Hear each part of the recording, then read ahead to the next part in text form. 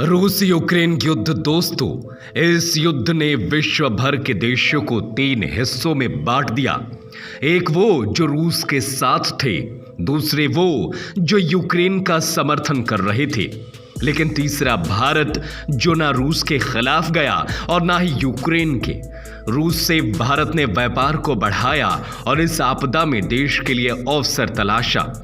तो वहीं यूक्रेन में फंसे भारतीय छात्रों को भी घर वापस लाया गया। लेकिन दोस्तों, अब रूस ने भारत की तारीफ में जो कसीदे पढ़े हैं, उसे सुनकर बाकी देशों के चेहरे से रंगत सी उड़ गई है।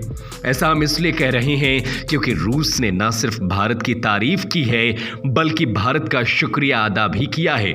साथ ही रूस ने बाकी देशों को लताड़ भी लगाई है। दोस्तों, बेंगलुरु में G20 का आयोजन हुआ था। इस बीच रूस ने पश्चिमी देशों पर जमकर हमला बोला। रूस ने G7 देशों और अमेरिका को खरी खोटी सुनाई। रूस ने यहां तक कह दिया था कि उन्हें अफसोस है कि पश्चिम की ओर से एकजुट होकर G20 की गतिविधियों को अस्थिर किया जा रहा है। हालांकि रूसी विदेश मंत्रालय ने एक बयान में भारत की अध्यक्षता की रचनात्मक भूमिका की तारीफ की। रूस ने दूसरे देशों को आड़े हाथों लिया, वो तो इस वीडियो में हम आपको जरूर बताएंगे, लेकिन उससे पहले आपको बताते हैं कि भारत की तारीफ में रूस ने क्या कहा है। दरअसल आपको जानकर भी बेहद खुशी होगी कि दोस्तों, रूस जैसा देश भारत की तारीफ में कसीदे पढ़ रहा है। रूसी विदेश मंत्रालय ने भारत की G20 में अध्यक्षता की रचनात्मक भूमिका का जिक्र करते हुए कहा कि सभी देशों के हितों और रवैये को लेकर निष्पक्ष विचार करने की कोशिश की।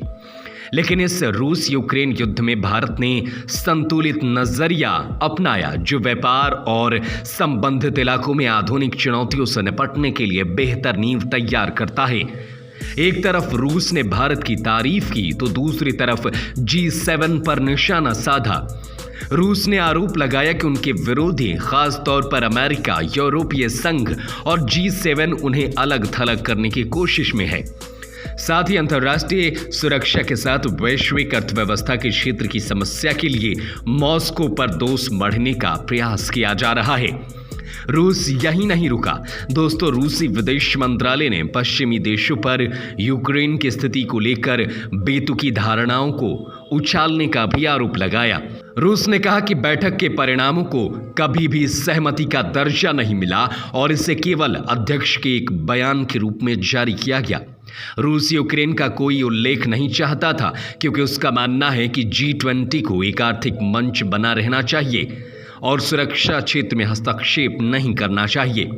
रूस ने रविवार को दावा किया कि यूक्रेन में स्थिति को लेकर मॉस्को के प्रति पश्चिमी देशों के सामूहिक टकरावपूर्ण रुख के चलते बेंगलुरु में G20 वित्त मंत्रियों की बैठक एक संयुक्त बयान के बगैर खत्म हुई। लेकिन दोस्तों, भारत ने G20 का अध्यक्ष होने के नाते अपनी ओर से एक अध्यक्षीय बयान जारी किया। रूसी विदेश मंत्रालय ने एक बयान में भारत की अध्यक्षता की रचनात्मक भूमिका और सभी देशों के हितों की और रुखों का निष्पक्षता से विचार करने की कोशिशों की तारीफ की है। दोस्तों, रूस यूक्रेन युद्ध पर भारत ने जो स्टैंड लिया, उसके विरोध में पश्चिमी देशों ने खूब बवाल मचाया। लेकिन कभी आपने विचार किया है कि क्यों यूक्रेन भारत को लेकर आलोचनात्मक नहीं हुआ? क्योंकि यूक्रेन के राष्ट्रपति वोलोदिमीर ज़ेलेंस्की लगातार प्रधानमंत्री मोदी से बातचीत करते रहे। क्यों यूक्रेन इस बात को दोहराता रहा कि भारत युद्ध को रुकवा सकता है? क्या आप इस सवाल का जवाब जानते हैं कि जिस देश के प्रधानमंत्री ने रूस के राष्ट्रपति व्लादिमीर पुतिन को युद्ध का दौर नहीं है जैसी बात उनके सामने कही हो, उस रूस ने भी क्यों एक शब्द भारत के विरोध में नहीं बोला? तो चलिए आज इन सब राजों से हम आपके सामने पर्दा उठाते हैं। सबसे पहले बात यूक्रेन की करते हैं। क्यों उसने भारत के विरुद्ध एक शब्द नहीं बोला?